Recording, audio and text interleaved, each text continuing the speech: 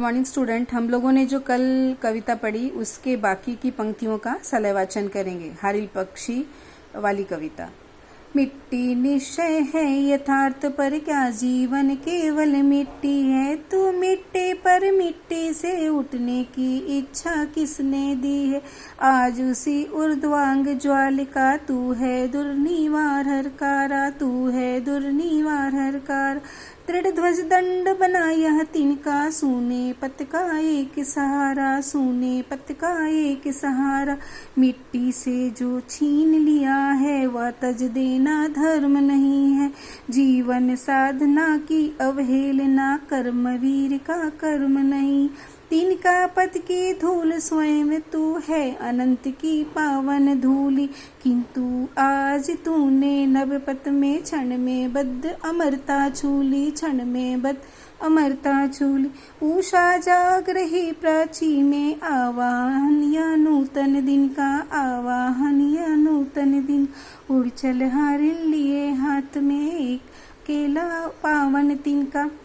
प्रस्तुत परिच्छेद में कवि ने पक्षी के माध्यम से बताना चाहा है कि पक्षी को मालूम है, हारिल को मालूम है कि मिट्टी तो निश्चय है, शरीर तो मिट्टी में मिल जाने के लिए, तो क्या जीवन सिर्फ केवल मिट्टी है ऐसा करके चुपचाप बैठना नहीं है। पक्षी कभी चुपचाप बैठता नहीं है, वह उड़ता रहता है और अपनी इच्छा को प्रबल करते हुए आगे बढ़ जाता है। और उसे पता है कि उसे ऊपर की ओर जाना है और उसे कोई रोक नहीं सकता ऊपर जाने से, क्योंकि वह भगवान का दिया गया हरकारा है, यानी डाकिया है।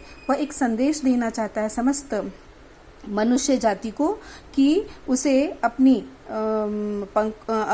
विचारधारा पर बड़ा गर्व है, वह उड़ रहा है और वह एक संदेश दे रहा है कि मनुष्य को भी ऐसे ही अपने कार्य क्षेत्र में अग्रसर रहना है और आगे बढ़ते रहना है। मिट्टी जो दूसरे जो परिच्छेद में है कि मिट्टी तो हमारा शरीर है, पर क्या सिर्फ हमारा जन्म इसी के लिए हुआ है कि हम हर कर्तव्य को भूल जाएं? नहीं, पक्षी की भांति हमें अपनी जीवन साधना के महत्व को आगे बढ़ाना है और आगे की तरफ जाना है, कर्मवीर बनना है। कर्मवीर का यह कर्म नहीं है कि जीवन की तपस्या को भंग करे।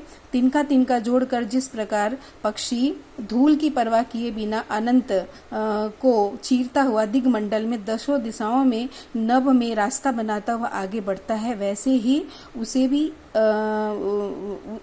ऐसे ही हम सभी मनुष्य को आगे बढ़ना है और अमरत्व को प्राप्त करना है। जैसे ही सवेरा होता है पूर्व दिशा में, तो प्रकृति ऐसा लगता है जैसे आवाहन कर रही है, निमंत्रण दे रही है कि हे मनुष्यों, हे पक्षीगण, सभी जागो। और कवि ने दरअसल हारिल के माध्यम से ही हमें जगाने का प्रयास करता और कहता है कि जिस प्रकार हारिल आकाश में उड़ रहा है, दसों दिशाओं की दूरी को माप रहा है और अकेला बढ़ रहा है, वैसे ही सभी मनुष्य भी अपने पावन उद्देश्य के साथ आगे बढ़ें और जीवन पथ पर अग्रसर हो जाएं। और मैं अंत में यह कहना चाहूंगी कि जो ये कविता है, यह सिर्फ कविता नहीं है, जीवन का उद्देश्य है। और हारिल महाराष्ट्र का राज्य पक्षी भी है। तो आज के लिए हम इतना ही, यहीं पर हम अपना व्याख्यान समाप्त करते हैं। कल के व्याख्यान में हम आगे पढ़ेंगे और उसके कुछ शब्दार्थ देखेंगे और प्रश्नों के उत्तर को जानेंगे। धन्यवाद।